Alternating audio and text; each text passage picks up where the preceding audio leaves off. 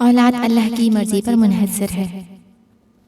ارشاد باری تعالیٰ ہے، آسمانوں اور زمین کی بادشاہت اللہ ہی کے لیے ہے، وہ جو چاہتا ہے پیدا کرتا ہے، جسے چاہتا ہے بیٹیاں دیتا ہے اور جسے چاہتا ہے بیٹے عطا کرتا ہے، یا بیٹے اور بیٹیاں ملے جلے عطا فرماتا ہے، اور جسے چاہتا ہے بانجھ بنا دیتا ہے۔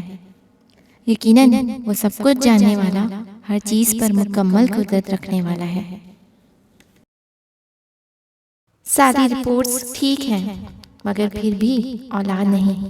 نماز فجر کے بعد سورہ مریم اور نماز عشاء کے بعد سورہ یاسین پڑھ کر اللہ تعالیٰ سے دعا کیا کریں۔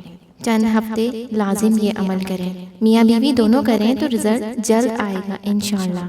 صاف ستھرے رہیں، نماز کی پابندی کریں۔